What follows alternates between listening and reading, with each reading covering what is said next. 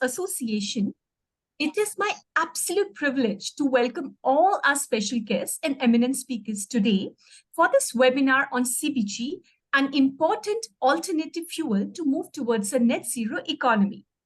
We all are gathering at a time when developments in the bioenergy sector are actually consistent with respect to what we all envisaged. Recently, our PM, alongside several leaders of different nations, launched the Global Biofuel Alliance, which was concurrent with the G20 summit in New Delhi. Now, this particular move is all slated to facilitate the adoption of biofuels on a global scale through a wide variety of measures, including technological advancements in establishing robust standards and certifications with the valuable support of a wide spectrum of stakeholders like all of you. So without further delay, now it is my absolute honor to welcome Mr. Harshit Agrawal, who is Senior Gas Specialist at the World Bank based in Singapore. He leads several low-carbon energy initiatives within the South Asia and East Asia Pacific. Now, he's one of the team leaders supporting MOPNG to accelerate the uptake of CBG and renewable biofuels in India.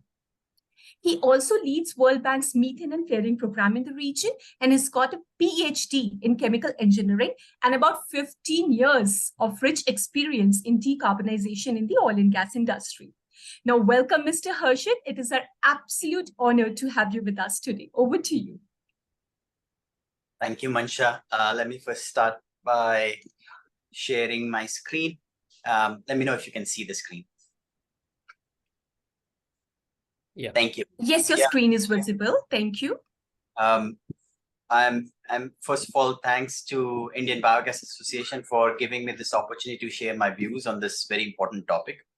I'm Harshit Agrawal. I'm Senior Gas Specialist with the World Bank's Global Energy and Extractive Practice based in Singapore. And I lead the team working on supporting the compressed biogas program in India from the World Bank side. So very excited to be here. I have a few slides, around 7 slides, but I wanted to start with setting the scene that there are basic 3 challenges in energy dialogue which we have in a developing country like India. First is access and security. I think all the developing countries have this challenge about access and security. The second is affordability of energy. And then the third one is how can we go into the next generation with clean energy. And this trilemma of energy access, security, and affordability, and provision of future supply of energy, the biogas sector sits right in the middle of that and is an important for a developing country like India. Let me start by saying that World Bank is very proud and very strong proponent of clean renewable bioenergy such as biogas. And we have been working in this sector together with various stakeholders for last 3 years in India and supporting very closely to the activities which are going on.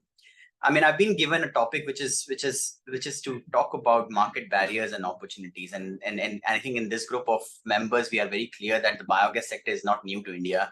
We have had long-lasting history, but there are things which have changed. There are things which are improving. There are policies which are coming up, but still there are left several barriers and several opportunities that lie ahead of us. So in my few slides, ahead of other speakers which are coming in, I'd like to highlight that. First, let me go with the challenge. I think, as somebody who was born and brought up in India, educated in India, it's very close to me that to see the challenges which are developmental challenges which still exist. I mean, we are living in an age where India is going to moon, India is developing aircraft carriers, and at the same time, we have these very basic human developmental challenges which we have to work through. We still burn, huge amount of crop residue every year. The pollution challenges, whoever is living in metropolitans, large amount of liquid fuels which are being used.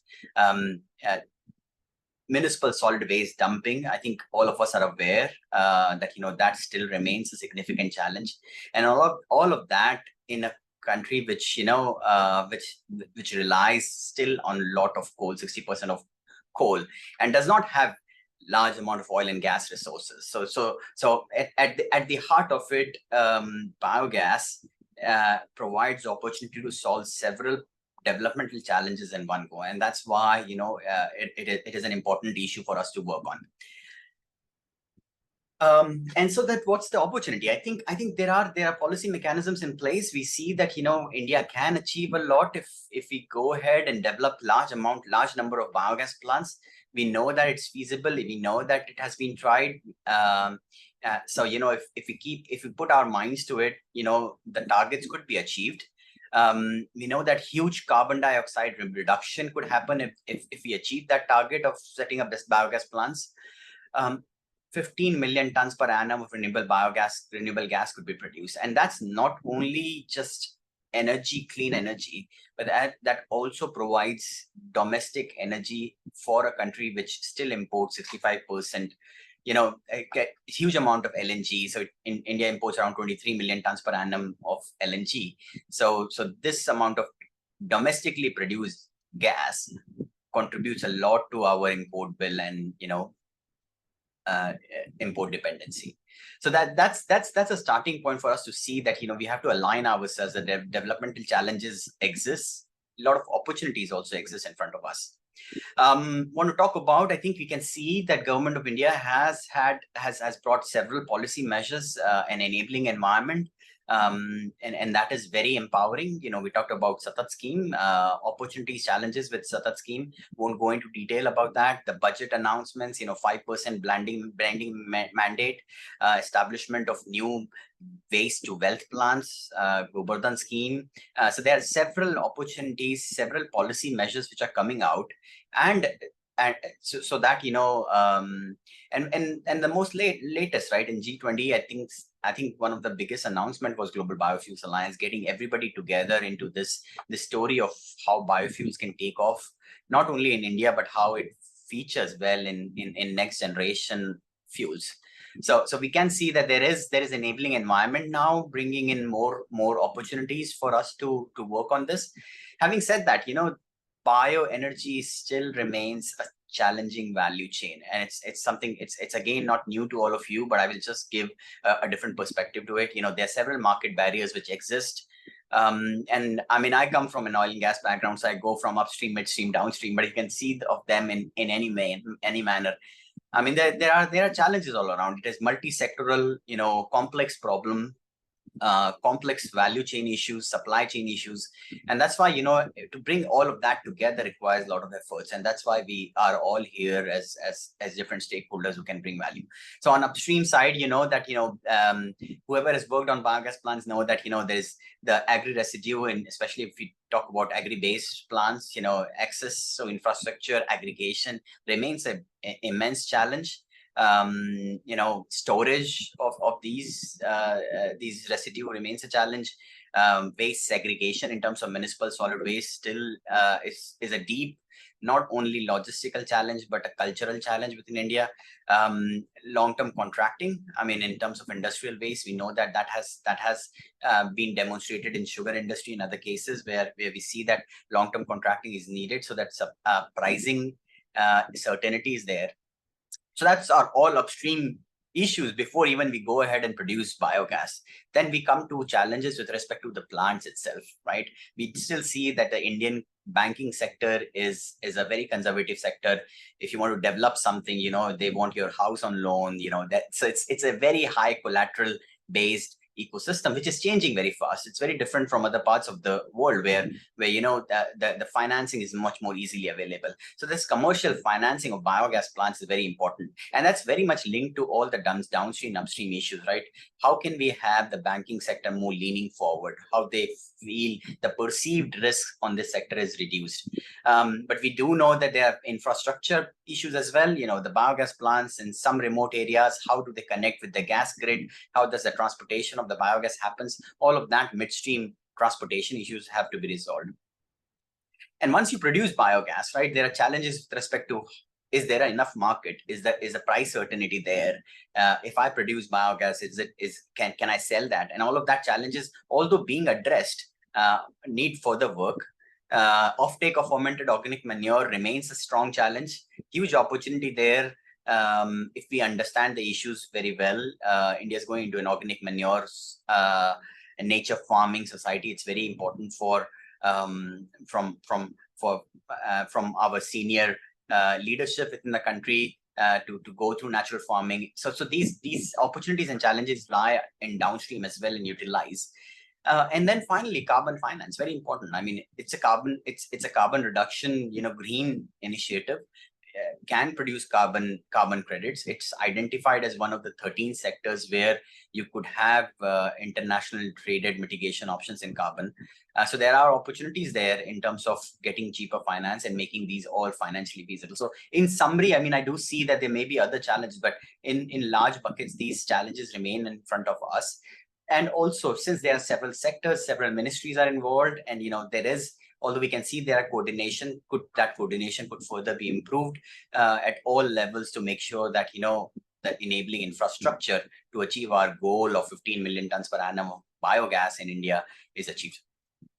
In next few slides, I just want to talk about what are the intervention. I will go very quickly through it because I know we have a good lineup of speakers going to talk about that. In upstream, I talked about challenges, a lot of opportunities there. We see that state governments are coming up with a policy, more enabling environment. I think we need more of these policies, but not only policies. Policies are only as useful as we have the capacity to implement them. So who would implement that? It requires huge human capacity, huge support to the state level governments, local governments, to make sure that these policies are actually implemented. And I think India has a lot of experience doing that in several other sectors like solar and others, right? So similar support to state level agencies have to be provided. Aggregation, needless to say, I think it's one of the significant barriers for biogas. Machinery we talked about. Various farmer producer organizations who need to come in. So that aggregation, there are still opportunities in there. Because India being a large agrarian society, there are a lot of opportunities. Municipalities, I think if we work closely together, that is probably a low-hanging fruit for us. But our municipalities lack a lot of capacity, financial challenges within the municipality. So that all needs to be supported to the municipality. So a lot of all of these stakeholders on the group needs to support all of these government entities as well. Finally, we need to use, digital capacities, geoinformation capacity. And I think it's being used very actively in India. And how do we use that to find value chains, to connect these value chains more clearly? So that's on upstream side. Very quickly on midstream side, which I really think is very much on banking. I think this is where multilateral development institutions like World Bank, we'll hear from Pranavji and from CBG today. We'll talk about our risk sharing facilities. That all these ways, there are if we put our minds to it, there are means and measures so that we can get stakeholders to be on the positive side, to be on this side of the agenda, to make sure that biogas plants within India come in. And so implementation. So World Bank is providing a large guarantee mechanism, which is called risk sharing facility, where with support of CBG would implement a program where take away partial risk of the developers. We are still working that project is still work in progress, but I hope Pranavji will talk about it. And then on the right hand side, I think there are pipeline connectivity issues, last mile connectivity to these plants, and I think those are also coming in, but we have to plan them correctly so that these are not one off, but they are very much concerted efforts so that more and more plants can come online into the same pipeline. So this last mile connectivity, pipeline connectivity has to be looked at in more holistic manner. Downstream, huge opportunities if we debottleneck a few issues. Offtake, I think we know that there still remains challenges. There's a barrier between demand and supply. Fermented organic manure offtake. I think that's a great opportunity for India, not only for natural farming, but also carbon sequestration. We are working very closely to study this in more detail, to work at more local levels. And then finally, carbon financing, which is where, we'd love to explore with other stakeholders, including Ministry of Climate Change, to see how can we bring this carbon financing on this expensive initial support that could be provided here. So in summary, those are the barriers and interventions, I think. And I think, I won't talk about, where we are, but I would just end my talk with that. We have a $250 million scheme coming in to support SIDBI from the backside, to support Ministry of Petroleum. But we are bringing a lot of grant funding also on table to support state nodal agencies, to aggregate carbon financing, to do more studies on fermented organic manure. So just want to say that at the senior level, at all the levels within the World Bank, we are quite passionate about this topic, to support all of you and the ministry finally to take this topic forward. Thank you very much, and happy to take questions later.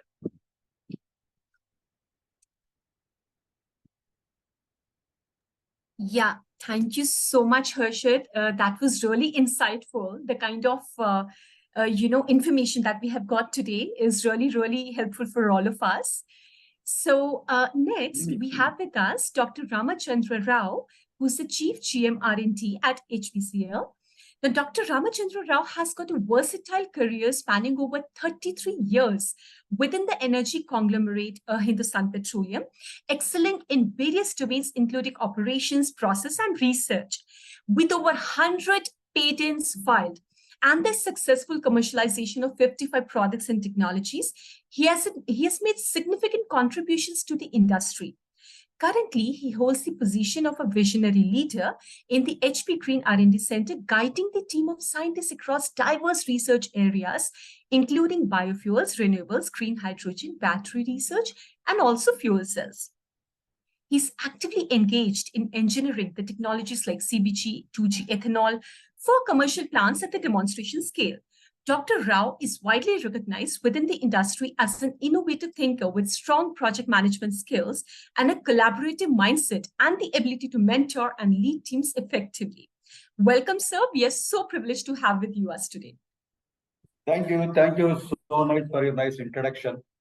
Good morning, Shuklaji. Good morning, Gaur. Good morning, Gaurav Kumarji and other colleagues. I just would like to share my presentation.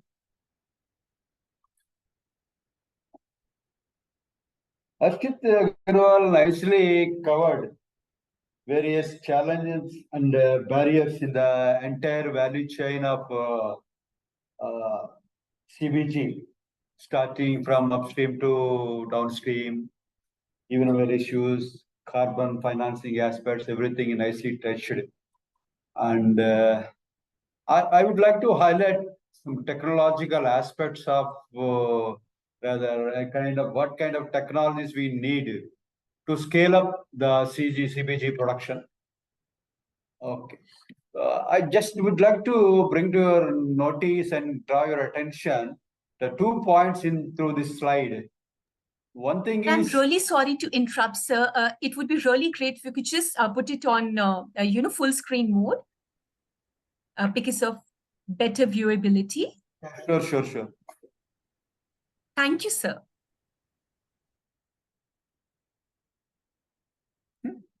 Yeah.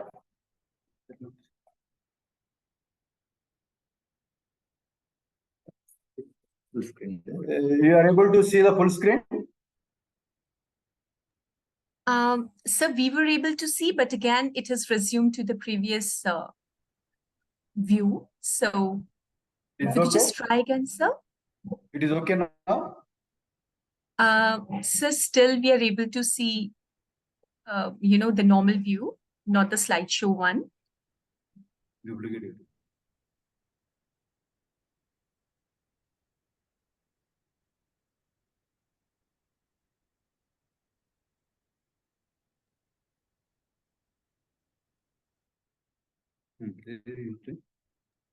But that's okay, sir. Please continue. I think there's some technical glitch, but that's okay. We can continue like this.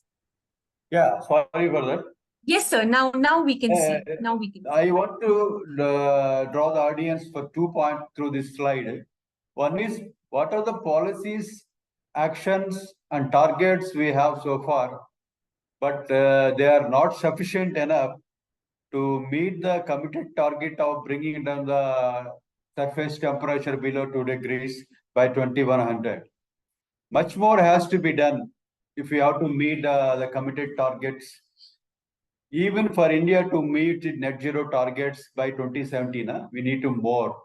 Policies and actions so far, whatever we've taken, are not adequate. There is one point I want to convey.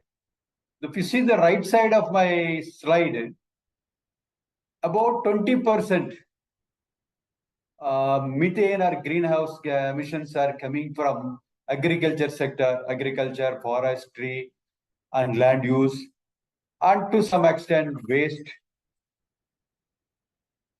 material usage. The point I want to highlight through this slide is, so these things, what are the naturally fugitive fugitive methane that is coming out from all these natural degradation, these agriculture residue and waste, if we can capture by scaling up technologies, that much we can meet the energy requirement while simultaneously reducing the greenhouse gas emission. That is the beauty of CBG, compressed biogas, or biomethane, whatever we call it. It has a double edge. It meets the energy requirement, simultaneously bringing down the greenhouse gas emissions about by 20%. Of course, these are the various targets as a country we have set for ourselves to achieve these net zero. The common theme about all these short-term, long-term plans is the focus on renewable energy.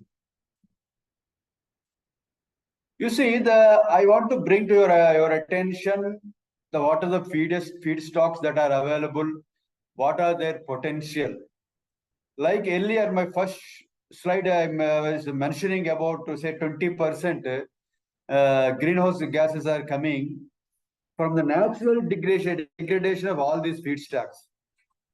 Say, for example, they have that much potential, about 15 to 25 million metric tons currently is naturally degrading to methane, which is a greenhouse gas. We are all our very intense greenhouse gas, much more intense than the carbon dioxide. And even the cattle dung, livestock, its waste also is about 10 to 12 million metric tons, and so on and so forth. It is about 40 to 60 million metric tons of methane and associated greenhouse gases are emitting naturally now. If we can scale up, develop technologies, implement CBG plants, all this can be harnessed into energy while simultaneously reducing the greenhouse gas emission to that extent. That is the point I want to convey through the left side of this slide. If you look at the right side part of it, out of this potential, if you see the first 15 to approximately about 30 million metric tons will come from paddy, that is agriculture residue, paddy, soya ash, sugar beet, etc.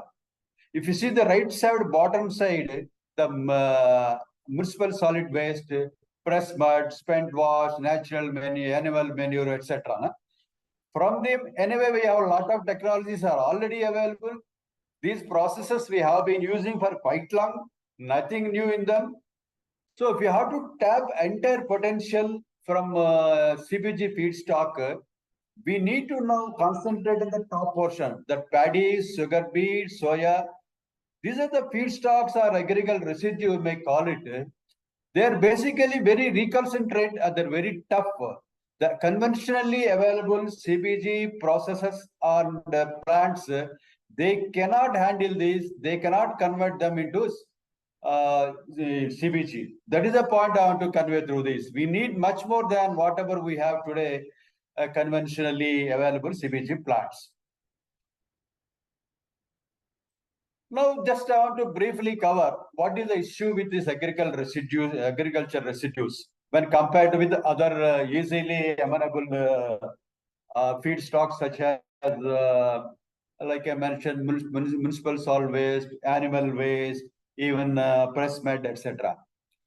So, if you see the unique thing about this agriculture residue is basically is very hard material, And it contains, of course, you all know cellulose, hemicellulose, and lignin.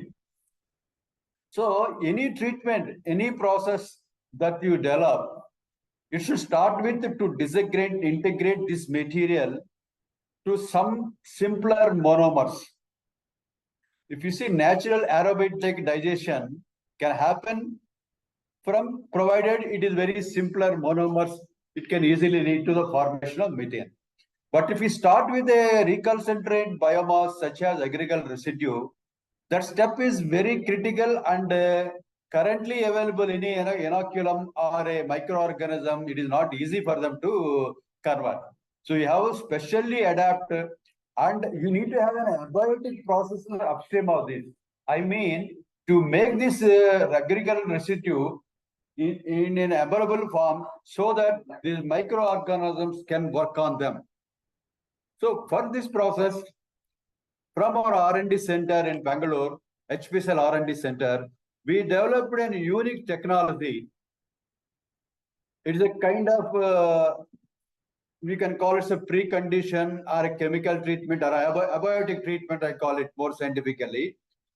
The subsequent steps are biological treatments, but one abiotic treatment is required to make this agriculture residue and make about, say, an additional 20 to 30 million metric tons of CBG. Yeah, if you see, it is a piece of additional, you all know this.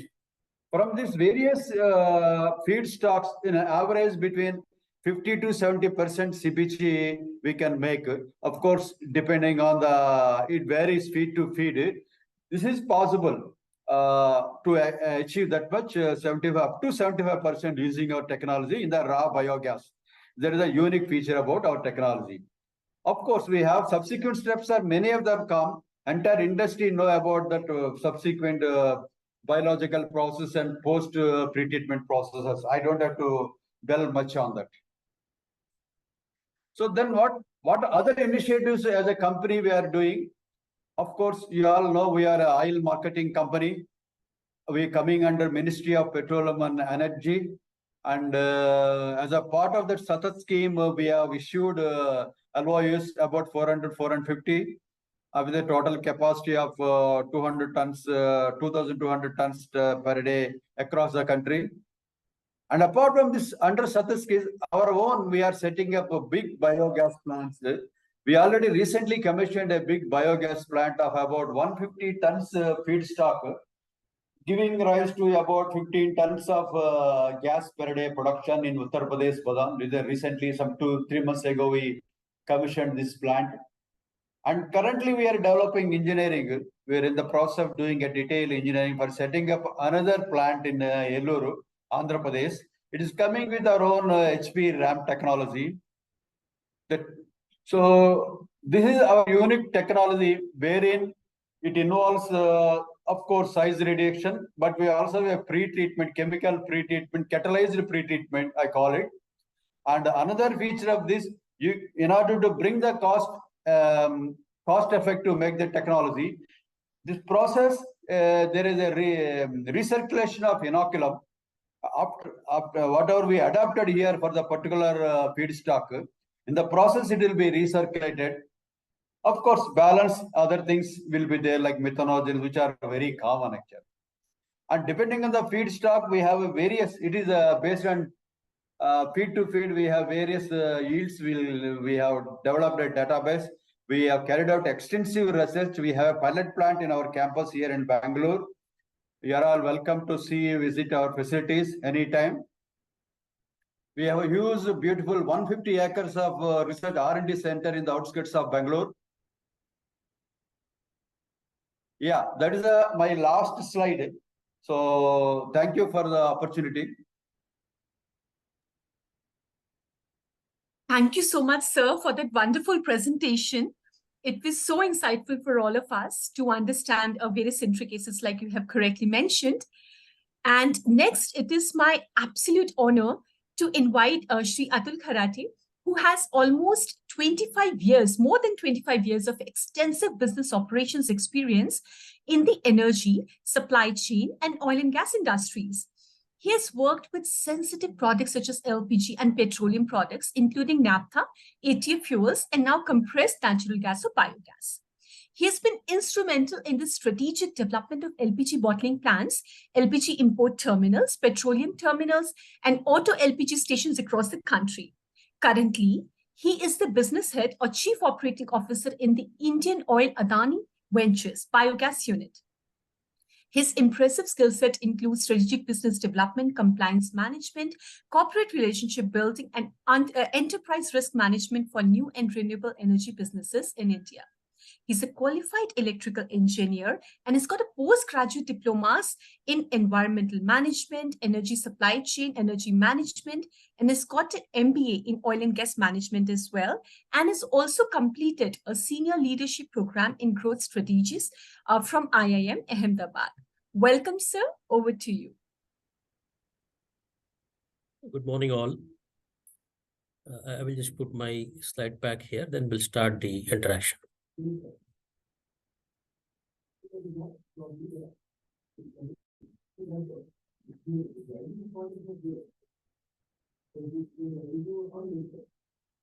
We can see your screen, sir. If you could just put it on a full screen mode. Yeah, thank you. Thank you, sir.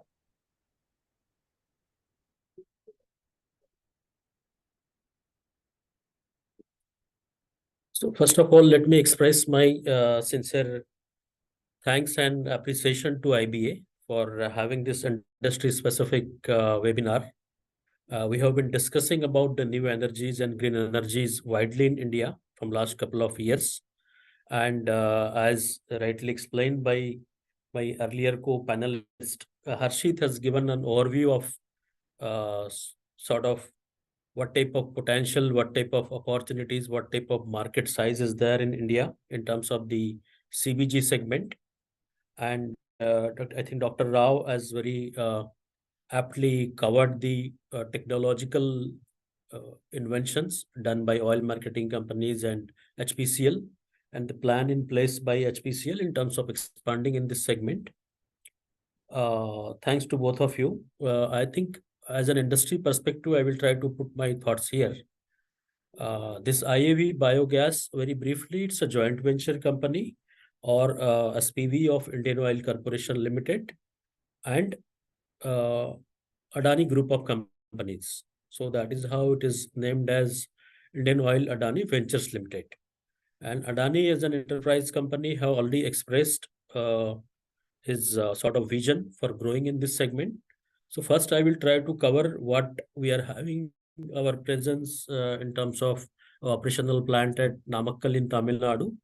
Then we will cover the certain challenges and other aspects in terms of the industry issues.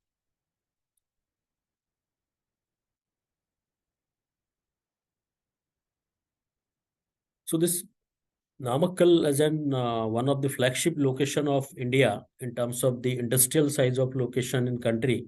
This is basically we have commissioned in 2020. We were having an electricity manufacturing facility from the agri waste and animal waste at Namakkal since 2010. It was with the German technology and our partnership with the Biogas in Germany. However, under the Satat scheme, when Satat was launched in India in 2019, we have decided to enroll it. And in 2020, this is the first plant of the country of industrial size. And then currently we are running both the operations. We are generating electricity from one stream of CBG, raw CBG, and the other stream we have taken it for the purification through a amine mechanism, and there we are producing a CBG. And recently, as a part of our expansion, we have also put a PSA there. That PSA system is under sort of installation. We will be having this additional stream of PSA available, say, down the line 2 months or so. So just a brief about this location in terms of it's 17 acres of land because we need a sizable piece of land for storing a raw material.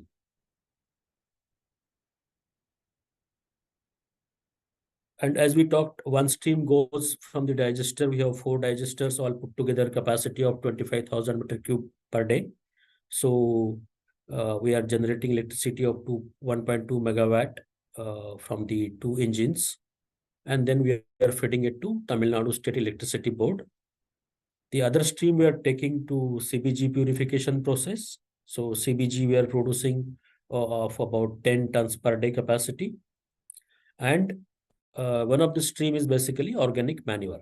So that quantity is also about 5,000 metric ton per year, 5 to 6,000 metric ton per year.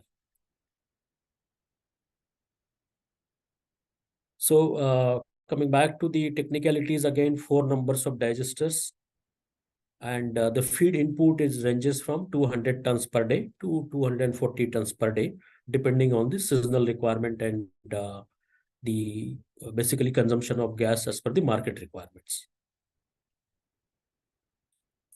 So when we talked about the feed, basically our main feed is press mud, which is 70% of our consumption. And then chicken litter or chicken slurry is approximately 25%. Rest of the things like mango sludge, then you have some dairy effluents, we have milky must, some sort of liquid based raw material available seasonally from the ice cream industry or sago tippy, palm oil sludge. So these are all seasonal, but it ranges from 5 to 7% only. So typically we can say it's a combination of 70% of press mud and 30% of chicken litter. And chicken litter, that particular area is full of chicken poultry in the say hundred or thousands of number. So you can imagine the amount of methane these units are emitting if there is no process available in the particular zone. So that is one of the value addition which we are doing in terms of capturing all this methane in the entire territory. So this is just a representation on the what type of feed we are required and its availability. So as on date, I can say whatever the amount of feed is required through a contractual arrangement, we had an understanding with the suppliers. We are not facing any specific challenges. However, this is one of the plant in the entire district. But when we talked about 5,000 numbers of plant in the coming days, that means typically each district of country will have a 6 to 7 number of plants. So in that case, then there is a requirement. There is a requirement in terms of planning it well, and also see that the cost should not get escalated. There should not be a undue competitive sort of commercialization in the coming days. So one of the point which we always address it to the authorities and policymaker that sooner or later, when we see that CBG plants are adding value in terms of green gases, in terms of environmental protections, we have to also see how can we control these types of raw material as a product. So like press mud is outcome from the sugar industry. So sugar industry is typically seasonal in the country. It work for about 6 to 7 months across the country. So the slides represent us that press mud is not available say in the month of June, July, August. And if it is Tamil Nadu, then we have an sort of rain situation by November, heavy rains in November, moderate rains in December. So these months you will not have press mud. So as an industry, we have to plan it well in advance. We have to purchase it from multiple resources. We have to stock it. And when you stock it, then you have to also have some arrangement in terms of protecting it from the rainwaters or other environmental degradations.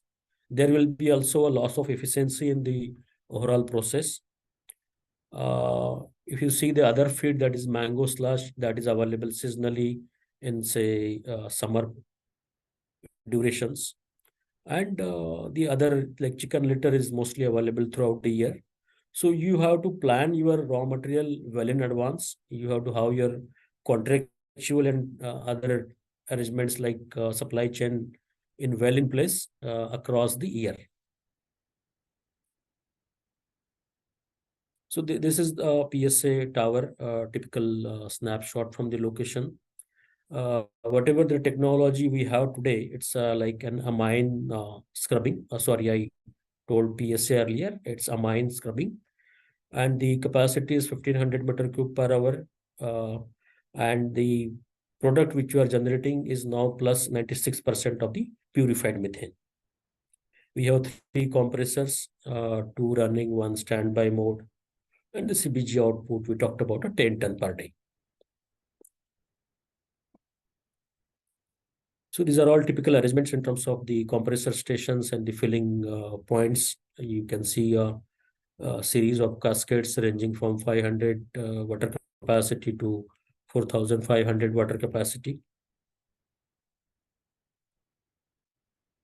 So as on date, since it is a joint venture company of Indian Oil Corporations, we have an marketing rights with IOCL. So considering the location, they have attached 6 retail outlets as on date.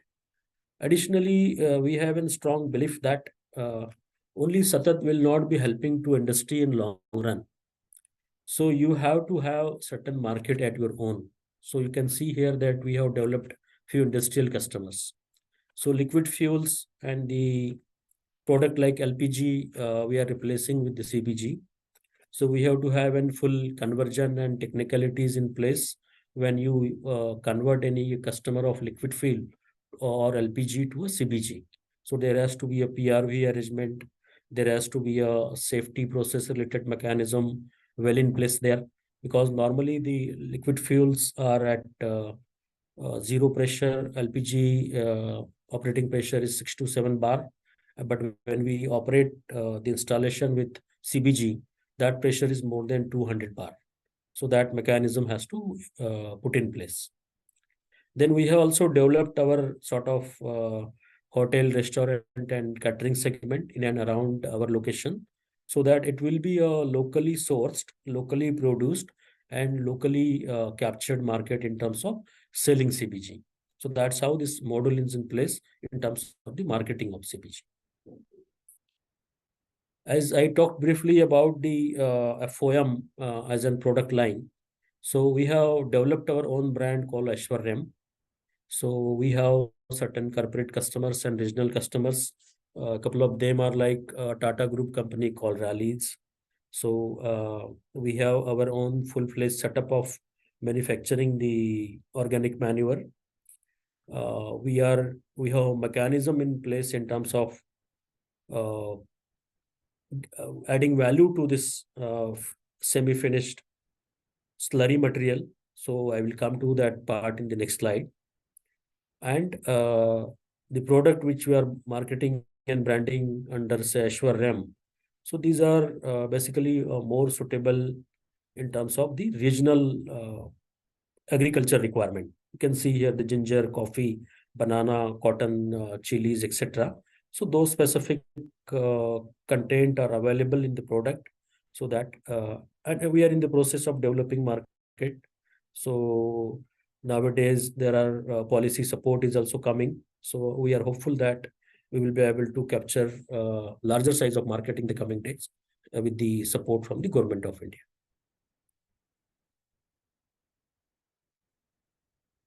So this slide just represent that we have an liquid FOM pond, which is a semi-slurry sort of arrangement coming after the basically all 4 digesters. Once you take out all possible methane from that, then we have a decanter unit. It's an imported unit from Germany.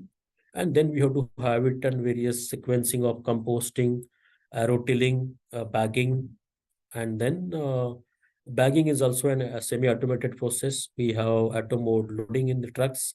We have our own small lab available at the location, which takes care about all basic requirement of the fertilizer as well as the CBG. So these all arrangements are in place.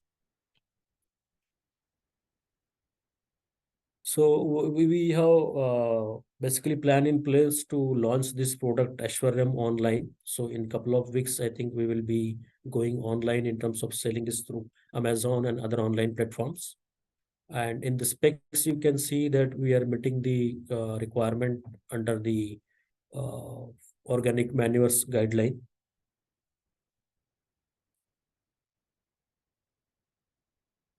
So that's all from my side in terms of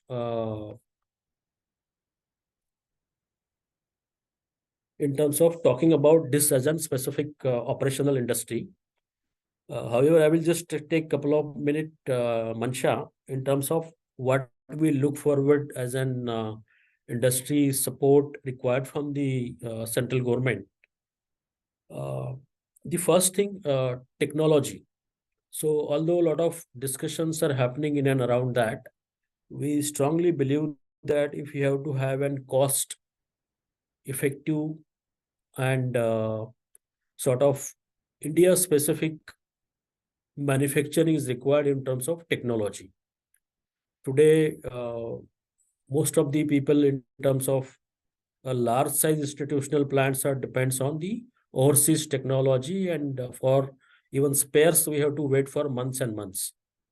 So when we talked about 5,000 numbers in the coming days, we have to have our indigenous technology in place. Our industry has to venture largely in this segment. At the same time, a lot of policy reforms are under discussion, like CBG blending, which Harshit has also covered. Marketing support in terms of MDA from the Ministry of Agriculture and Ministry of Chemistry, Ministry of Chemicals. We also talked about carbon credits and carbon financing. So our submission is there that all these policies is a highly welcome decision. However, industry bodies and industry like the operational units like us need to be get involved in terms of policy framing so that it become a industry specific policy. We also talked about in terms of the financial and banking support. As on date, it's honest area of challenge. So we have to give a sort of weightage to this industry as an value-added industry, which is not only adding value at the level of economy or agri-economy or round sort of economy cycle. We have to also treat this industry at par with the other gas industry. Like if you have to talk about cost of CBG per kg, this product is far environmental friendly. In terms of calorific value, it is equal to LPG or CNG. So this product has to valued at the same level. So I think these are the few key points from our side as an industry or user perspective. So once again, thanks to IBA and all other members for your patientful hearing and giving me this opportunity on behalf of IFB. Thank you so much, sir. And on behalf of IBA, we wish you all the very, very best for launching Aishwaryam as well. Our best wishes. So moving ahead, now we have Shri Rajesh Medireta, who has over 3 decades of experience in power and gas sector and played key role in commencing first electricity and gas exchange in the country. He was key founder member of the team for establishing first power exchange in the country in 2007 and gas exchange in 2019. Before IEX and IGX, he has worked with Apex Electricity Planning Body, Central Electricity Authority, Power Grid Corporation in the areas of system operation and commercial settlement. Now, his current interests are in energy transition, decarbonization, gas and power markets. And he has got to his credit several papers on gas, power markets, renewable markets, commercial markets, energy settlement systems, and reforms in gas and power markets presented at international and national conferences. He holds a bachelor's degree of mechanical engineering, and he was the gold medalist, and an MBA in finance. And he's currently holding the position of MD and CEO at IGX.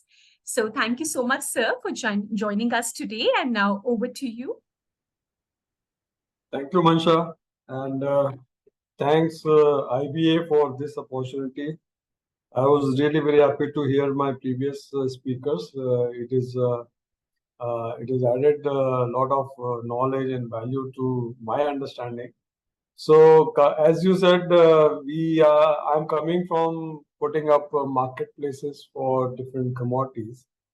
And for this also, we thought when we first time came to know that CBG has a potential and there is a component to CBG, which is like you are talking about methane, but of course it's a green methane or green gas. So then we had some ideas that how we can actually create a better market which can be pan-India. Even if there is connectivity or no connectivity, we can do the both of them. So I'll just briefly go through my presentation, and then I will share what our ideas are. So are you able to see this presentation slide? Yes, sir. Yes, sir. Okay. It's visible. Thank you. So coming to first talking about exchange.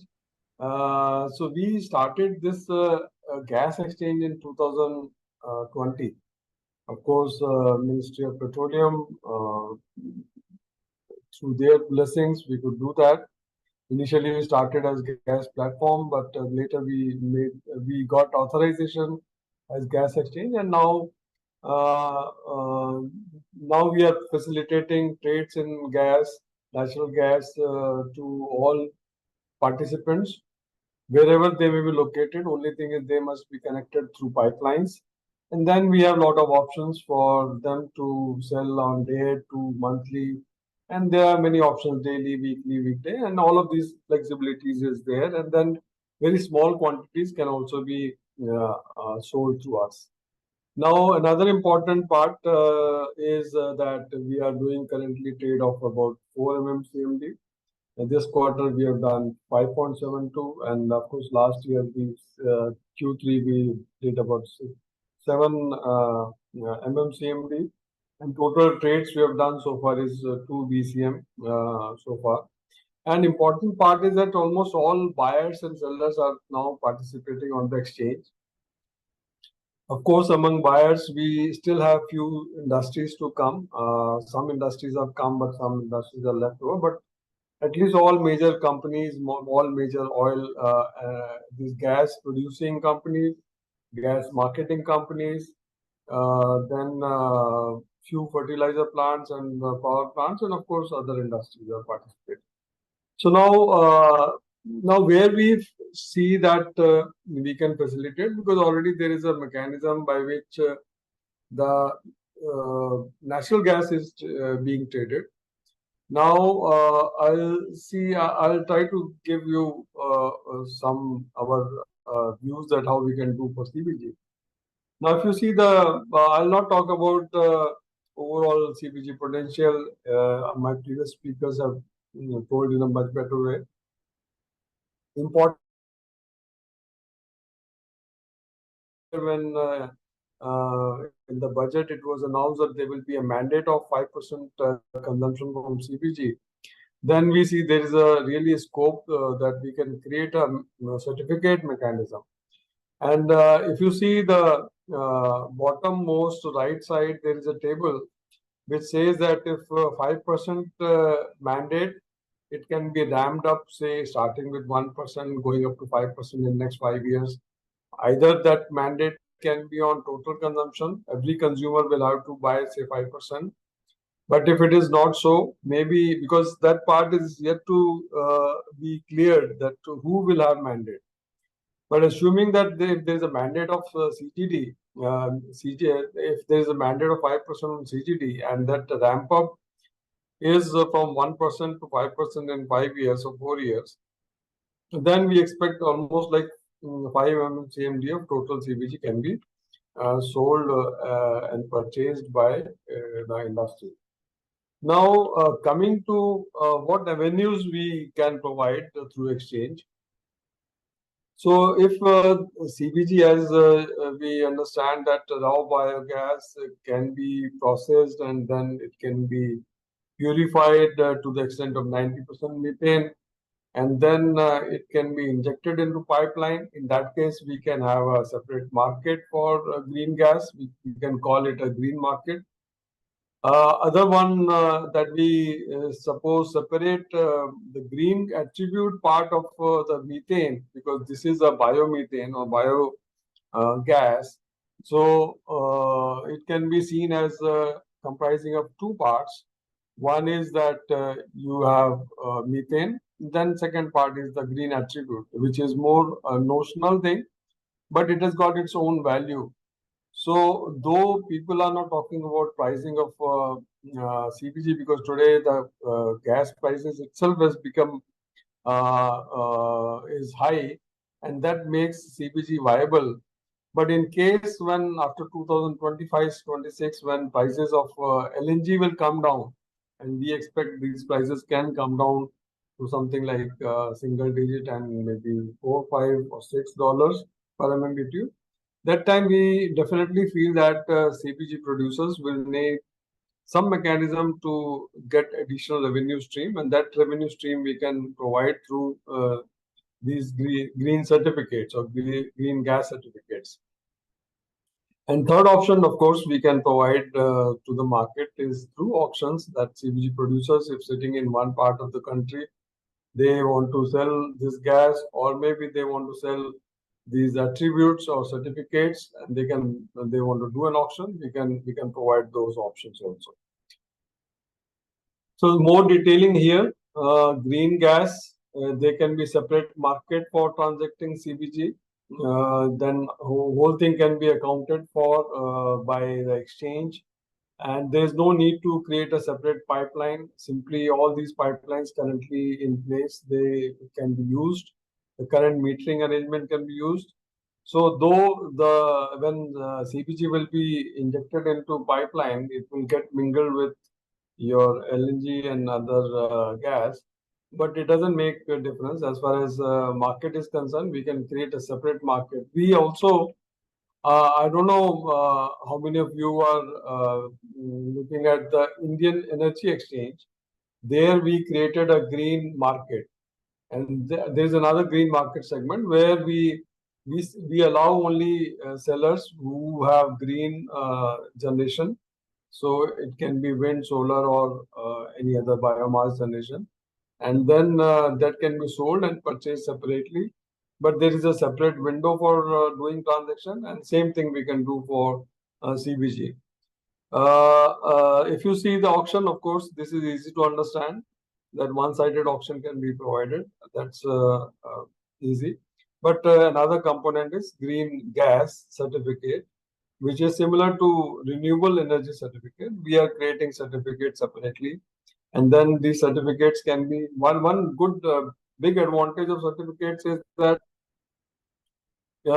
even if you are not connected to pipeline, and if you are selling your biogas to local either CNG station, or maybe to some industry which is using it, but you may not be getting the same price what you expect to get. So in that case, the certificates will be sold in the market, and then anyone who has this requirement of obligation, what we are saying 5% obligation. So that 5% obligation can be अभी तो met नहीं from होगी मेरे पास immediate. Mr. Gaurav. So 5% we obligation. request everyone to kindly be on mute for better audibility. Thank you. What will happen that then this certificates will be available for anyone to buy, and those consumers or CGD customers, CGD entities who are required to meet obligation, but suppose they don't have enough resources or CBG producer within their proximity, then they would be able to buy these certificates to meet the obligation. So important part of this certificate mechanism is that you are actually giving a shelf life to these green attributes. So once you produce green the CBG, and then of course gas has to be immediately injected into pipeline, because enough storage you can't have enough storage. So at least methane part, some revenue you will get immediately by selling methane. But these green certificates, they can be held for some time. You can also look for buyers at a better price or at a good price, and maybe at the right price. Whenever you feel like you are getting a right price, you should be able to sell it, and that revenue stream may come a bit later, or maybe immediately, depending on the mechanism we set up. But that part gives a lot of flexibility to producer to sell these certificates. And similarly, buyer will also have all options available to them, that they either will be able to buy green gas or CBG directly from the producer.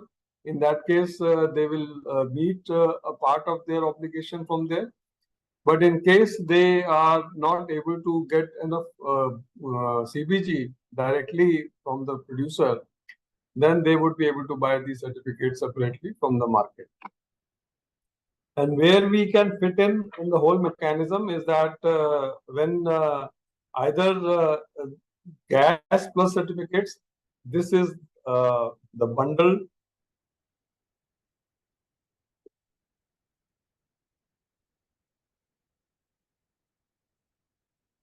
So either you buy these CBG producer actually will produce CBG. So CBG, you can consider that to be methane plus certificate.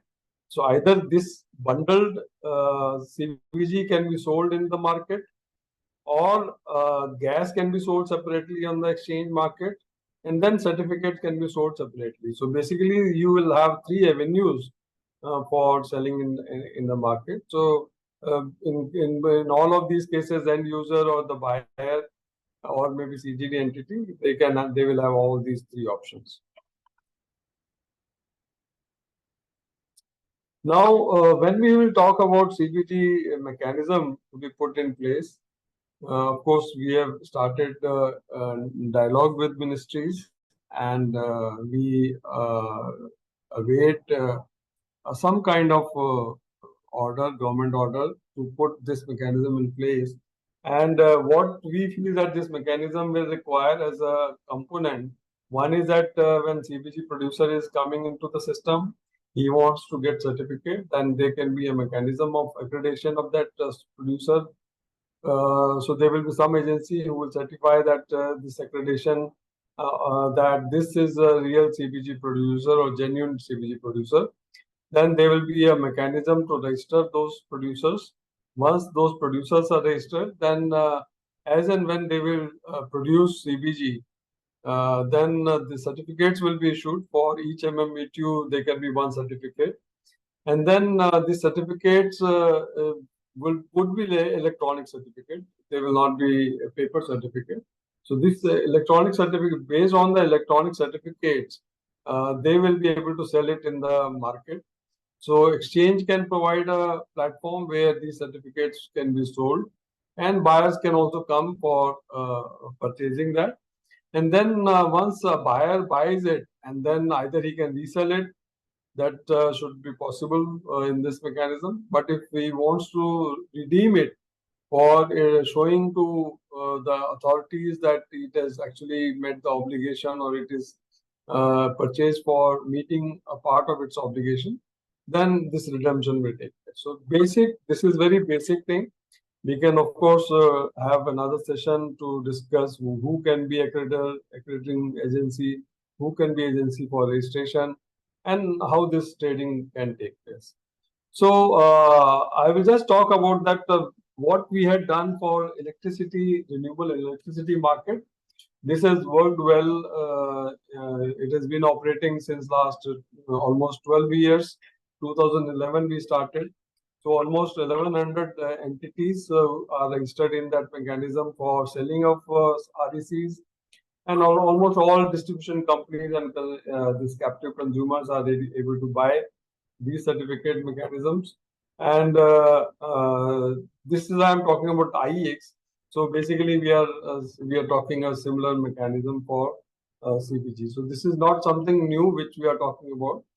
And normally in REC we trade once in every month, and there is a auction mechanism which is two-sided auction. For 2 hours, this auction is done, And based on the trades, this whole mechanism of whatever trade happens, that information goes to the registry, and registry updates its records that who has sold and who has purchased, how much quantity, and then it transfers the certificates to the buyer, from seller to buyer, and this whole thing happens in one day itself. And the money is also received by the buyer, by the seller, on the same day from the exchange. So this is just basic mechanism which we thought we will share with you. We'll be happy, of course, to receive comments on basic mechanism. We also have prepared a paper, a note, which we would be happy to share whoever is interested in, and we can communicate. And I'm also, now we can take up any questions you have. Thank you. Thank you so much, sir. It was so wonderful to know about all the trading part and how things actually function in real market scenario. So just to share with all of you, unfortunately, Jagdale sir is not able to join us today because of some ministerial meeting, urgent ministerial meeting. But luckily, we have with us Dr. Gaurav Mishra, who is the Senior Director and also Scientist at Ministry of New and Renewable Energy, and who has earlier worked as Director of SPRERI, and who has got more than 2 decades, actually more than 25 years, of wonderful experience, and has got such dynamic skills pertaining to renewable energy, and especially when we talk about the bioenergy sector, who is an innovative thinker and always strive towards making bioenergy as one of the biggest contributors towards achieving the net zero target.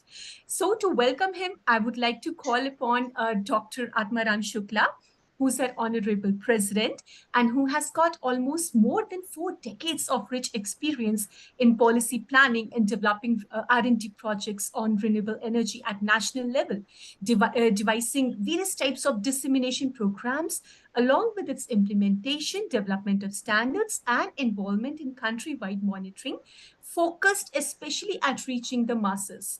And he was advisor with MNRE and now the president of the Indian Biogas Association. We welcome you, sir, and we request you to welcome Dr. Gaurav Mishra, who's our honorable guest today. Thank you, sir. Over to you. Okay. Welcome, Gauravji, to this webinar. And I think we are formally meeting you in MNRE and we in IBA for the first time.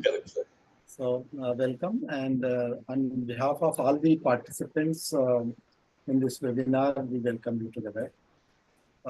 Now we have it, and it's very, very timely what we are having it, because Satat was launched about 5 years back, and now the 5 years have gone. So all of us who are here for many times, and I started the bio-CNG or the CBG season in MNRE in the year 2008 or so, 2008-9. So at that time, perception was there, and that perception I converted into a real program. First a demonstration and then to dissemination program, along with the IS standards formation, etc. So at that time, initially, since you might have been seen that opportunity to see or not, but at that time we said that it's a biogas fertilizer plant. It's not only biogas. So when I took over in MNRE in the biogas sector, I was given the family size biogas plant, and that was my portfolio. And family size biogas plant, since I knew it, I've seen the journey of biogas in MNRE and in the country. So I thought that it cannot be done alone if it is going to cook some meals for the rural area, unless it is converted to commercial fuel and compete with CNG, LPG, diesel, etc. So in that basic thinking, it was converted, we purified through indigenous effort. We didn't import any technology. Whatever knowledge we had within the country, we have had the demonstration program. And the first large cell biogas plant we modified up, because earlier we had the 1,000 cubic meter only, then we upgraded to make it higher than that, any capacity can be added. And that is how this Varna sugar mill plant was done in September, sanctioned in September 2011, a day before I and Deepak Gupta sir retired from the industry. So now that is what is the journey, and why I'm telling this small story, Nanushri, because once you are there in a position, then you have to see that things happen, what is required to happen. Not that whatever I have, I will give. Whether you are happy or not doesn't matter to me. I have done my job. That's all. So biogas fertilizer, I started at that time. Now fertilizer was not as well advanced in the journey. The Satat was taken by the MOPNG under the biofuel policy, and the fertilizer was still left out. So therefore, last year I proposed that let us have similar to Satat program for the fertilizer also, and I named it as Subikal, Sustainable Biogas Fertilizer Based Cultivation Program. Subikal. I first wrote to Ministry of Fertilizer. We had a meeting there. Me, Gaurav, and other officers of IB, we met a couple of times. And then, of course, I wrote to all concerned in the government who can ultimately, if the cabinet note is pushed by a ministry, all concerned organizations are going to have their comments, and then will it will pass or not passed or modified. So from that point of view, we IB as an IBA, we have been writing to all the concerned stakeholders within the government stakeholder departments. So now the stage is set. The MDA has come out from the Ministry of Fertilizer, and now the other part of it is to be done as far as the fertilizer is concerned. So recently, the input which we gave to the MOPNG and also the Ministry of Fertilizer, that from the farmer's point of view, we have to have only one bag to be given to the farmer. Not that he buys urea, he buys NPK, he buys other chemical fertilizers, other nutrients, and also he buys some biogas fertilizer. Now, it is practically very, very costly, uneconomical, and also unpractical for the farmers. So we have an, I think I have shared or not, I will ask the idea. If they are not sure, they can share with the MNRE also. We have prepared, and I think since we were there, the MNRE was participating, you might have come to know, because we have circulated that note. So we are saying that a new class of biochemical fertilizer is to be brought in. Now, biochemical fertilizer will be having the biogas-based fertilizer and also the chemical fertilizer, very minor, as it was being shown in the presentation of one of the participants in the webinar today. They have not shown nitrogen there, they have shown all other things. So now, but nitrogen is there in all the biogas-based fertilizers, and nitrogen is there, certain percentage. Now, if there is a need to increase that nitrogen, we have to do that scientific study and work as well, including the R&D, that only that much is added. Because the crops are not able to take all the nitrogen what we give to the crop in the season through urea. 90%, 80% of that goes to waste. So therefore, we have to give, and then we have to see how this nitrogen increase is going to react with the biogas-based fertilizer. And all those scientific support is to be done. So that is a new class of biogas fertilizer. I brought it under Subikal. The biochemical fertilizer, we can use any other name also subsequently. But the idea, basic idea is that. So what I would request you to kindly look at it very, very keenly and very, very precisely. What support you can do. Had I been in your position in MNRE, I would have brought the Subikal also in MNRE. And that is how I did. When I started the CBG, not even 1 rupee was provided in MNRE fund. So I conceived what should be done and then how it can be funded, how it can be provided, all that was brought in. So that is how the Subikal and Satat both have to go hand in hand, not separately. So Subikal and all the biogas fertilizer components being launched and had been launched from different ministries, organizations, PM, Pranam and all that can be brought under this umbrella. This will be the umbrella program. Whatever people are doing, let them do. So that is what this Vikalp, which I would request to you and also all our participants to provide their inputs, all the stakeholders. The other one which is left out, which I have been pushing it all along, is creation of biogas fertilizer fund. So biogas fertilizer fund that is required because the World Bank today, you were not there at that time, but the Harshit Agrawal from World Bank has said that the financing is a problem. Now financing is not coming because the backup support, if you want to have a very large collateral, so it's a very small industry, not so much profitable industry, collaterals will not be available. And that is the reason why, when I said the review of Satat program, one major reason is that it is not getting financed. So therefore, the biogas fertilizer fund, so that it can provide the backup with a suitable mechanism, is required. The other thing, what I have been saying is this incentive-based, I mean the production-based incentive, PIL. So that thing support is required. The production-linked incentive, PLI, is required. What I called it in this one, that the production for the bio-CNG. So therefore, this is still left out. And for your support, which you can bank upon, I hope you are aware, but I'm just emphasizing that the Parliamentary Consultative Committee of Ministry of Petroleum and Natural Gas, they have already included in their report to have these two components. I mean, you don't give upfront subsidy for setting up the plant. That we have been doing from MNRE, plants were installed and plants were not running. So take care of that.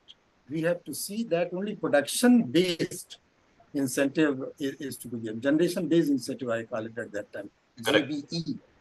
So GBE we provide are the new name which government, many programs, many ministries are doing, is the production incentive, PLI.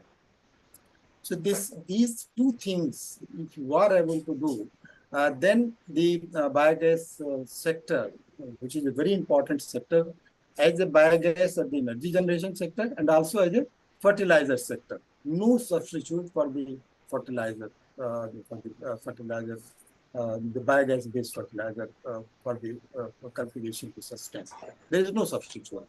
And therefore, these two things are to be taken. And how you can get it supported, because the other component which we are handling, that is the biomass waste handling. Whether we are handling the agri-biomass waste in the paddy stalls in getting plant, or we are having the municipal solid waste, or we are having the cattle dung, human, etc., whatever. So we are really handling the biomass waste. And biomass waste handling is the responsibility of the national government, the state government, local government, and also society as a whole. And therefore, and the investments are to be put, and somebody is putting. If it is not putting, then the entire area will stink. No way to get rid of that. And therefore, the three components, the gas component, the fertilizer component, and the handling of the biomass waste component, all these three things are to be taken together, right? So therefore, my request to you to see these three arms of this sector and put them together, knit it very well, so that the government is able to see a reason to support it. Government has to come forward. The government, the national government, the central government is the first stakeholder. Second stakeholder, the state government. Third, maybe the industry and producers, and maybe like us, Indian Biogas Association. But the first one, the national government, because we have to answer in our global agenda, net zero, by so and so year 70-75, we are going to have the total carbon. How you can, unless you are going to handle the bio, as it has been said in the presentation today also. Now, the fourth thing which I would like to tell for your to support you in MNRE is that whatever ways being people are talking of the very big bundles of biomass getting collected, segregated, bundled, transported to big plants, someone has to calculate what is the real output in terms of money that biomass waste is going to give you. And if you are going to invest more than that, it cannot be sustained. No government can support it. Correct. And that is how a model between the centralized and decentralized, that is going to work. So instead of transporting the bulk biomass waste and having a lot of carbon footprint, we can transport only gas, either through a pipeline or through a compressor in the from cylinders. So therefore, this is very, very important, which we have to see. So these are the I think probably we have some time limit also, 12:30 over the time. Sir, yes, sir. I think with this, Actually, I will yeah, close here, and we can meet and interact more, Mr. G, and all the stakeholders together to push this sector in really the way it has to. So thank you, Mansa. Thank you, all the participants, fellow participants today. Mr. G, thank you so much. Yeah. Mansa, go ahead. yeah. Thank you so much. Thank you so much, sir, for all your kind words. And now, Gaurav, sir, over to you. We really would like to, hear something from you. So it would be our absolute honor. Yeah, yeah. Correct. Thank you, Mansha. And thank you, Dr. Shukla, sir, and Gaurav Kumar Kedia, of course, because he has been, I think, the lighting torch for bringing these kind of initiatives on the forefront. Dr. Shukla, I think this is the second official engagement between us, because we have been sharing one platform for the BIS, because we have been evaluating and working out the standards for the cook stoves. So anyway, thank you so much for bringing very valuable points and all, because we very clearly understand that there are a lot of things which are happening at different silos actually. So MNRE as such has a very clear understanding on that part, and have a clear goal that we instead of things getting resolved at a silo level, then at a different states or different places and all, we wanted to bring them on one single platform initially. That's one, so that not only the focus primarily on the bio CBG, which then on the national level, which we have, can be brought up on a when the consolidated efforts can be pushed in that way. So initially, Mr. Jagdale, Dinesh Jagdale, Joint Secretary MNRE, was supposed to join this webinar, but due to his earlier engagement with another meeting, important meeting, so I am here to come and interact with all of you. So just to brief you about what MNRE is actually doing, because 2021 was the year when a new national bioenergy program was launched. This is applicable till 25-26, but MNRE has already started working on going beyond that also. So what after 10 years or what after 15 years, so that kind of activity, kind of a roadmap, which we are actually thinking of how we wanted to take the bioenergy as such on a different level, and wanted to bring it on the national level in that case. So MNRE has started working on that line. So in addition to this, for that particular activity, we will actually be touching base with all the biomass energy based the experts across the nation. We will be trying to bring them on a one single platform, so that we'll try to understand their thought process and their vision for this kind of activity. That's one. So now coming back to the National Bioenergy Program. So there are the three different segments wherein the government is pushing the efforts. One is the waste to energy program, and another is the biomass program, and the biogas program. So under waste to energy program, we are actually focusing on more of the bio CBG related activities, be it from either municipal solid waste or any industrial waste or something like that. So bio CBG is areas where we are actually pushing it out. Biomass program ke andar, what we are actually focusing is more on the densification of biomass, or the combustion route from the biomass for the different micro residue particularly, and focusing primarily on the paddy straw also.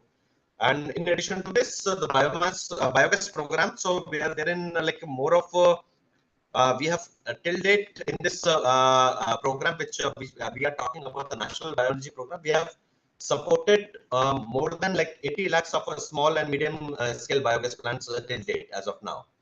So I think I'm sure everyone will be knowing about the CFA, the Central Financial Assistance Program, the patterns and all for all these waste to energy, biogas, biomass projects and all. If they have not, so they can refer to our website, and there is a complete detailing has been put on over there. And if we see about the bioenergy, so from the biogas, biomass-based power plant side, like if I have to give some numbers and all, it is around more than like a 10.2 gigawatt has already been achieved so far, wherein 0.57 gigawatt, like in all, around touching around 300 such plants across India are actually working, which includes like large biogas, bio CNG, power based on industrial based or MSW on those lines. So 0.57 as of now has been like supported from the ministry side, and this is the very latest numbers like till the 31st of August. And when we talk about waste to energy, wherein the bio CNG, if we are focusing on practically under this the program with where the webinar side. So total new, this is for your knowledge, like we have received more than around like 500 such projects so that they can avail the CFA from the ministry side. And number of this is sorry, so this is the amount of crores. 492 crores has been allocated specifically for CFA for the bio-CNG proposals and all. And total around 80 plus projects have been like received for the financial support and all. And in addition to this, not only for the implementation on the CFS side, so R&D related activities also, like very soon we will be coming up with the call for proposals on the so that the new innovations in the CBG sector or the bio CNG sector can initially be like brought up for national front, and that can be supported from the ministry side as well. So this kind of thing which we are already like doing it, and we are focusing on from the ministry side. So in addition to this, for the standards point of view, if we talk about, so approval of new biogas plant design and the BIS code as per the BIS code 9478. So that work is already like under process, and also that we need that will be like we will be creating a kind of a different portal on this, so that in addition to this, empanelment of the good quality vendors also can be brought up in under the bio CNG sector, so that the people across India, who all are the good vendors, who are on the like what are their like the time schedule, like whether they are implementing the project within the timelines or not. This kind of activities will be taking, and the kind of quality and standards will be taken care by the ministry along with the different participants and all. So all in all, what I wanted to like bring it to the notice of all the people over here. If because we MNRE is geared up for taking these kind of activities, which is biomass energy related activities for the national front. So we request all the different participants, if they can work together and come to the one single platform, so that one single thought process can be lined up, so that the efforts which the everyone wanted to pitch in for to bring this sector at one level can be speed up, can be hastened actually. That is one. And different beneficiaries, we will actually be requesting them to apply for more such kind of a projects, and wherever the kind of a financial support in terms of a CFA and all, MNRE will be looking forward to have those projects through Bio Urja portal and all. We will be more than happy to support those projects in for bio, not only for bio CBG, for other densification of biomass, also for bio combustion, cogeneration, also all those lines as well. We are geared up on that. So that is the crux. I think there is shortage of time, so I'll cut down here, and we are more than happy to have a lot of like inputs from the other players also. We will be more than happy to work with them, so that this the theme or the bio CBG or the biomass energy can be brought up to the national level. Thank you so much. Thank you so much, sir. Thank you so much. And special thanks for sharing those latest numbers with all of us. And those are really helpful. So next, I would like to request Shri Pranav Sinha, who is the AGM of SIDBI, who has worked in both branch office and head office of SIDBI on both execution and policy side. And currently, he's working in SIDBI's Green Climate Finance vertical and has taken many initiatives for greening the MSME ecosystem. Now, SIDBI is also engaged with multilaterals and bilaterals to bring in certain facilities for MSMEs. And we feel absolutely honored to invite Mr. Pranav Sinha next. So over to you, sir.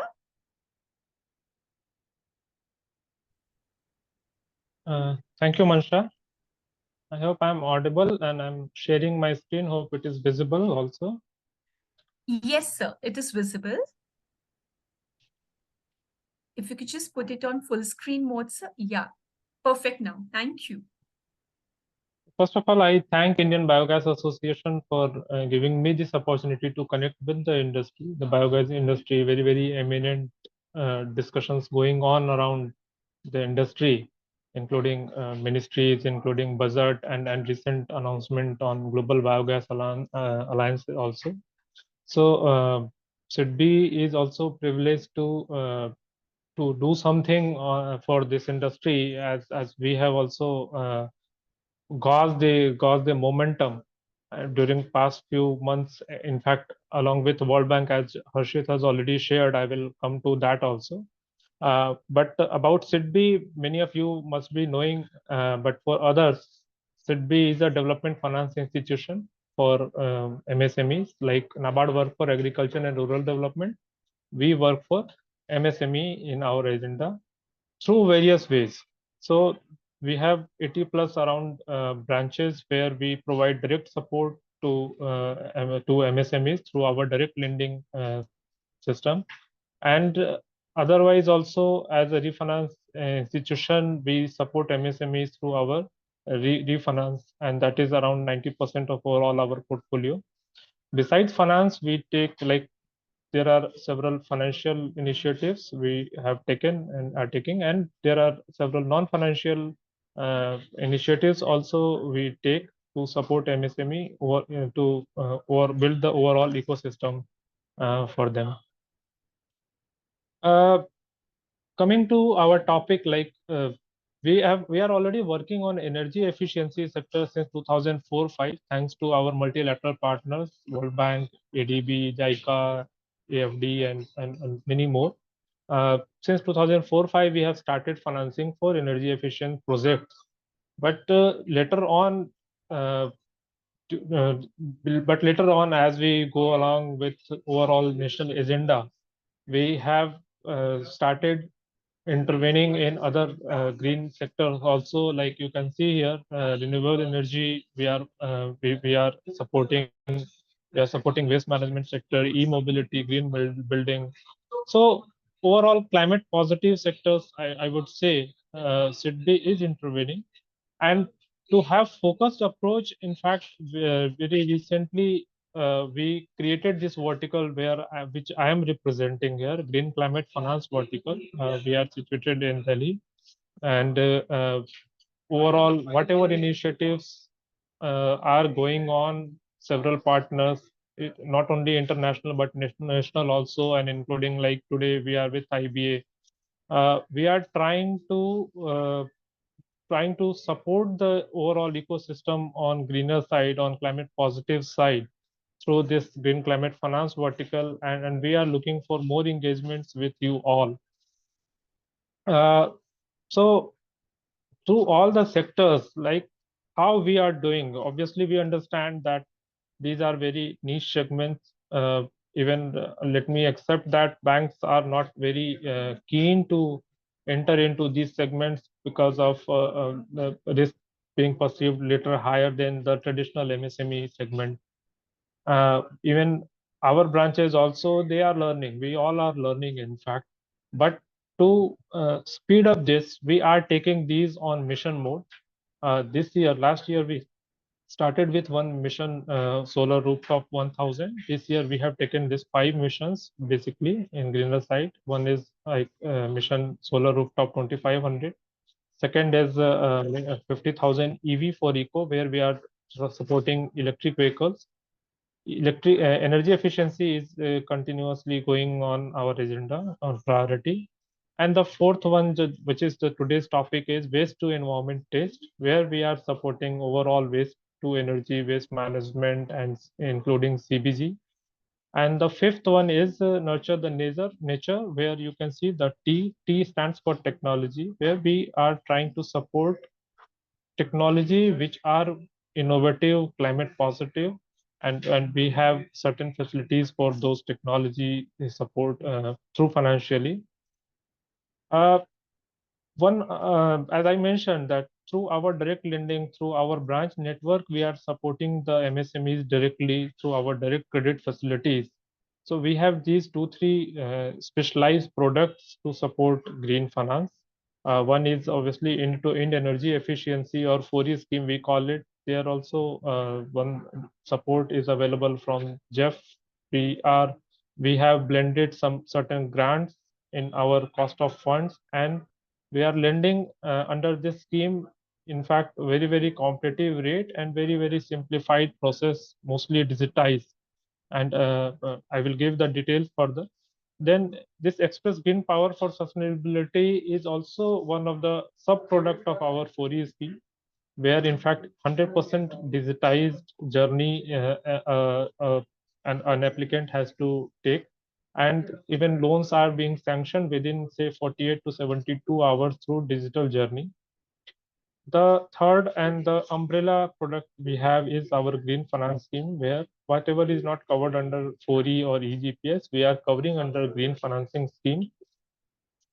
For 4E scheme, we are the overall assistance is up to rupees 7.5 crores.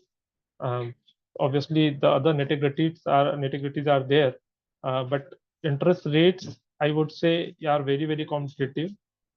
See, we understand that the green segment, the green finance needs extra push than that other traditional industry, and that is why we have like these three products. We have very customized one, understanding the need of the market, the industry, and that is why we are financing 100% under this 4E scheme.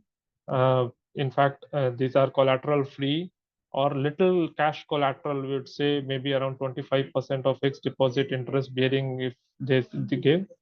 This is for existing unit which is already working for more than 3 years, and if they are like not fitting into those criteria, like if they are not working for 3 years, they don't have balance sheet, or they are in loss, then we can cover. I'm not saying that we do not finance them. We can cover under the other schemes like green finance scheme, as I mentioned.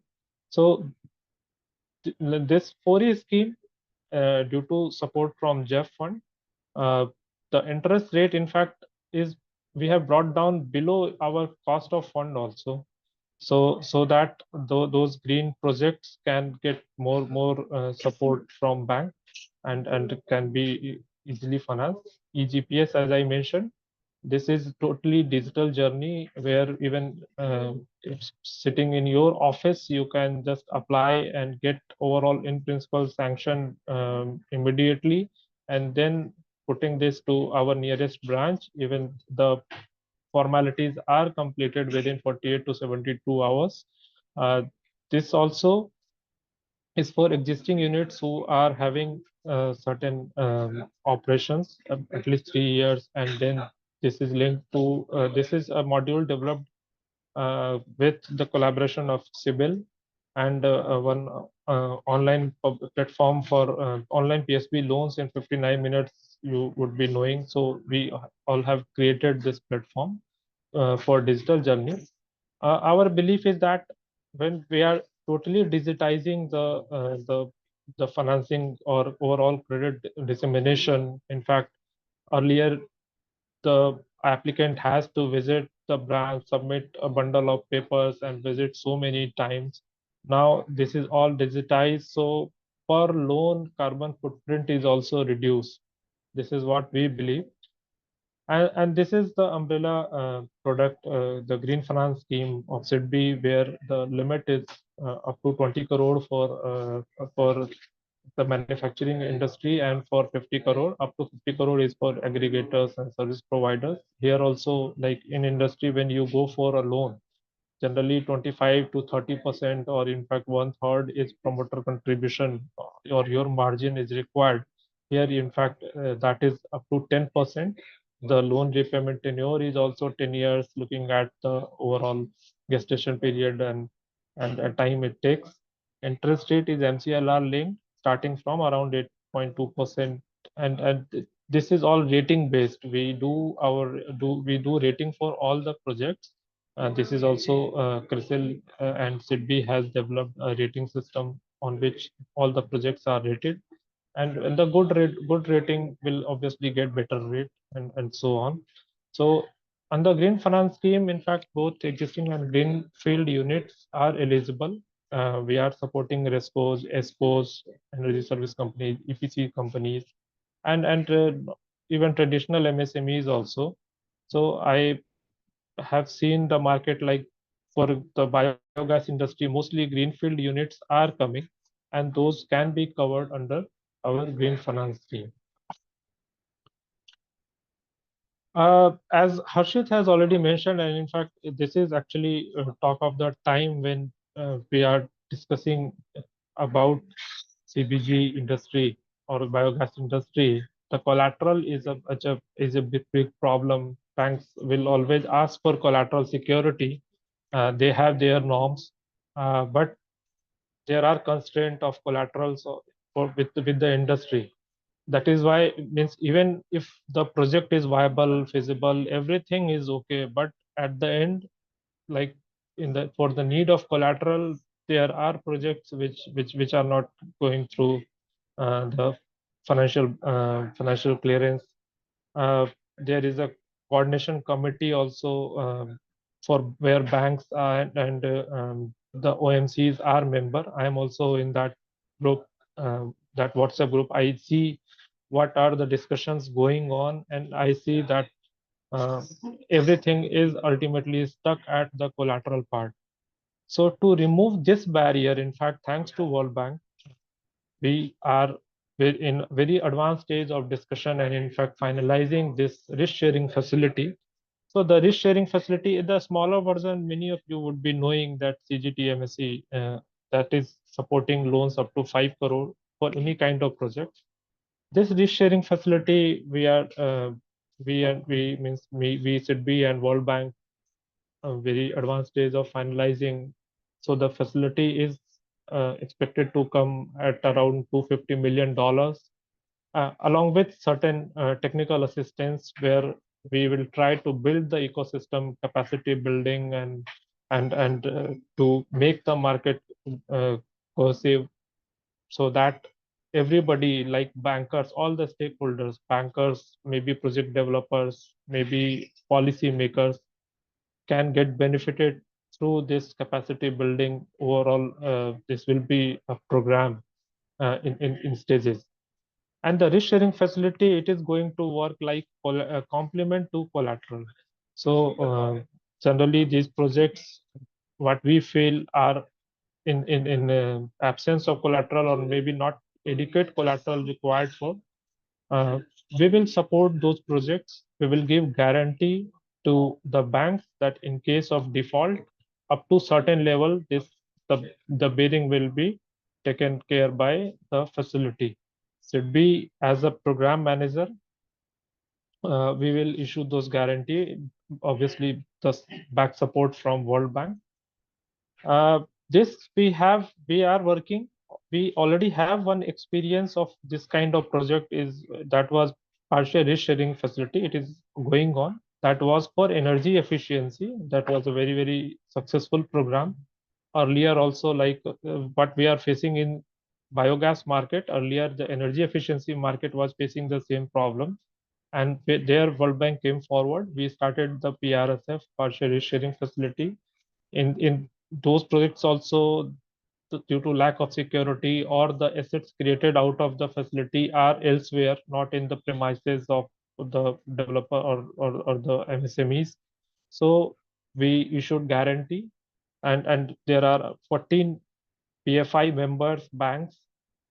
This is not that only SIDBI is financing and we are supporting with collateral. In fact, in PRSF, we have 14 partner banks. Here also, on the same line, we will have several PFIs as partner for the facility. So in fact, any CBG developer will avail the loan from those PFIs.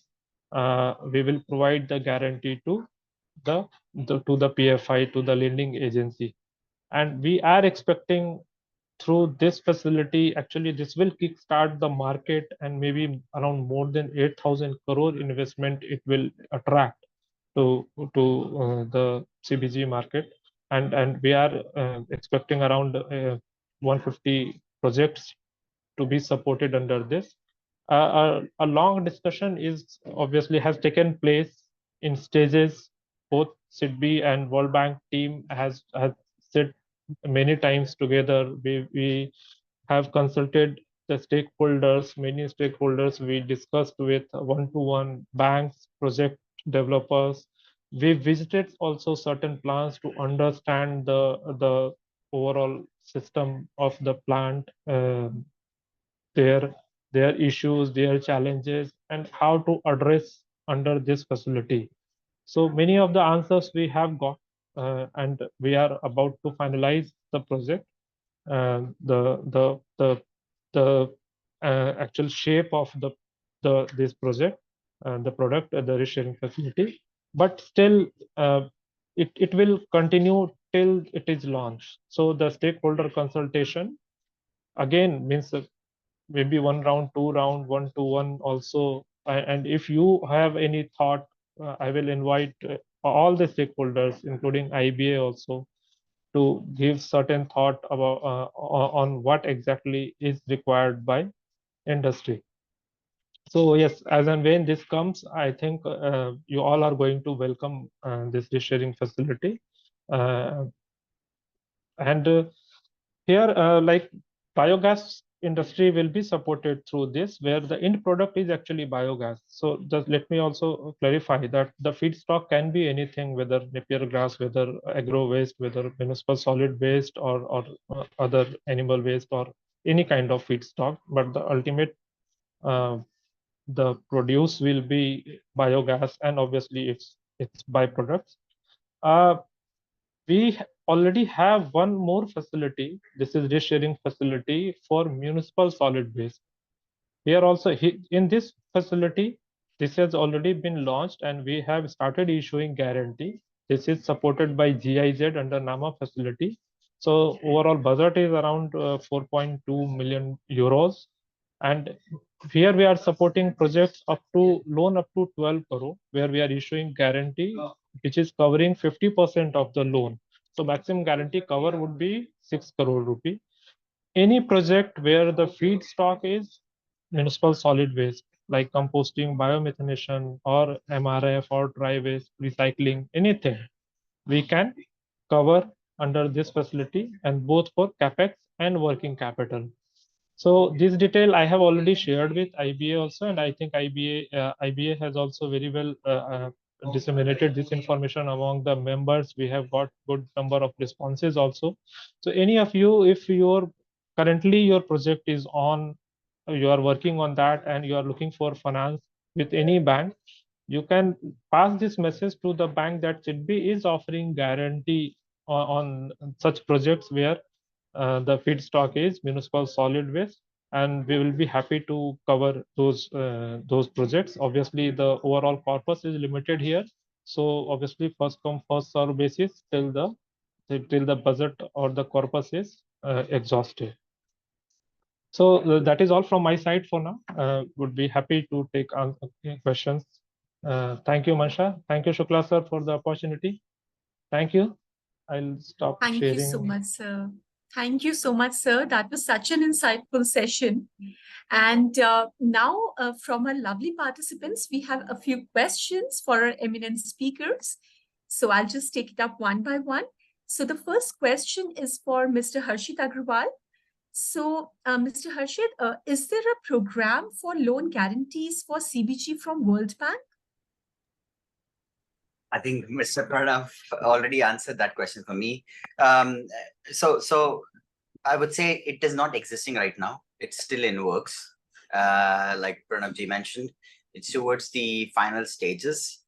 We are currently in discussions with Department of Economic Affairs to finalize that program. I mean, obviously, we will go ahead and inform all the partners as soon as that the facility is ready to be launched.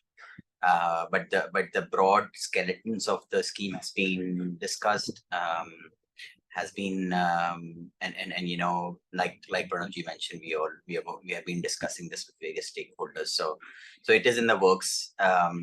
It is very technology agnostic. It will be, you know, feedstock agnostic. So hope that CBG sector and the financial sector benefits from this scheme. Thank you. Thanks, Harshit. So the next question is for Dr. Rao. So, Dr. Rao, which purification system is under consideration for HPCL's bio-CNG projects? And is methane slip an important consideration for that?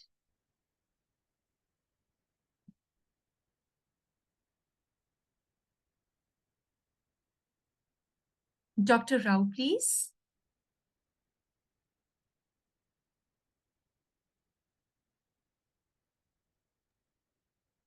Dr. Rao is there? Sir, I'm audible?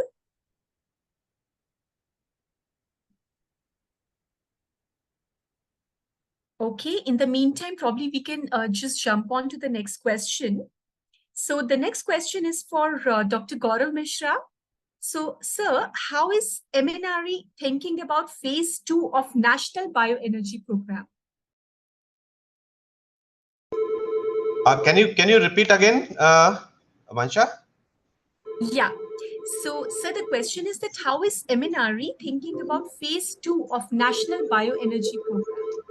Yeah. So for this, like we are actually going ahead with the phase 1, because there are 2 phases. What we are talked about from 2021 to 25-26. We have divided it into actually 2 different tranches. So first phase, which is already been about to close, and second phase will be starting very soon. Actually, for this, we will be opening. So applications, if someone who wanted to submit, they can submit, they can continue with that, and we will be considering those applications for sure. Right. Thank you so much, sir. So moving on to the next question, that is for Mr. Mediratta. So who can issue and purchase the CBG certificates, and how to get the green certificate for CBG plant? Over to you, sir. See, one is that we are talking about a mechanism which will be put in place, yet to be put in place. And there, basically, what we need to ensure that the one who is getting certificate should be genuine certificate and for genuine producers. So for that part, maybe there will be an agency designated by ministry that they will first allow accreditation, or maybe give that, okay, this is a genuine producer. And then when it starts producing CBG, at that time also there will be some certification required. And once the certification is done, then these people will be able to register that so many certificates or so much CBG has been produced. And for that, they will get, say, 1000 MMBTU has been produced, so 1000 certificates they will get. And then we will facilitate trading of CBG. So basically, as far as buyers and sellers are concerned, so seller will be only those who already have got either they are producers themselves or they have tied up with the producer. So it is like some company or some like oil marketing companies are now in works with, in talks with several producers when they are going to buy CBG from them. So one part, everyone has to be sure that when they are signing a contract for selling their CBG to some marketer, that time they should be very clear whether they are selling only CBG, or if any attribute which is created out of CBG, that also will be transferred to that particular marketer. So there can be 2 options. One is that if marketer has got agreement to buy CBG as well as certificate, then he will be able to sell into the market. And otherwise, CBG producer, normally, if there's nothing mentioned, then CBG producer should be able to sell it, the certificates into the market. And since we are talking about 5% mandate, so we consider that there will be a compliance market, because those who would be required to meet obligation, they should be coming for buying. But of course, otherwise also there can be voluntary buyers who just for the purpose of ESG, they want to buy green gas, and otherwise they are consuming methane or natural gas. But if they buy these certificates, they can offset their gas and turn it to be green by buying these certificates. So there will be two markets then. There will be compliance market, and then there can be a voluntary market. And initially it will be this whole market will be pulled up by creating obligation. But later, as we go along, we will also see growth of voluntary market for CBG certificates. Thank you so much, sir. So the next question is for Mr. Atul. So what pre-treatment facility is needed for raw biogas considering chicken litter as feedstock? And is site visit possible for your plant at Namakkal? And the CBG retail stations in Tamil Nadu, do they sell like 100% of CBG, or is it CBG blended with CNG? If it's a blend, what is the average percentage blend that is being sold? Mr. Atul? Yeah. So the point number one, I think they talked about the pre-treatment for the chicken litter. So as such, when we have a contract with our supplier, so that filtering out in terms of removing the solid portion, having an arrangement in place in terms of giving us a quality product, so that assurance we take care at the supplier premises. And then we put it in the trucks and transit it to our premises. So as such, no pre-treatment is required here. We have to put it in the mixing channel, and that mixing channel is having an online pumping mechanism. So that takes care of the liquefaction or semi-liquefaction of the product. And proportionately, we are also adding a press mud and content of other watery material. So that mixing channel takes care about the process requirement. Then the point number two, when as on date, we are selling it as an CBG only. So that is being marketed and sold as a CBG. The mixing with pipeline is not happening today. It may happen down the line few years once the policy and that pipeline infrastructure is available.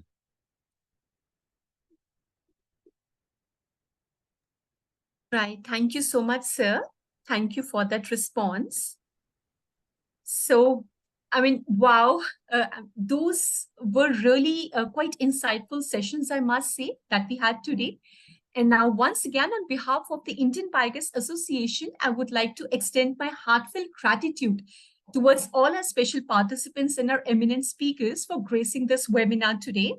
And we are really sorry for a little, slip over of time.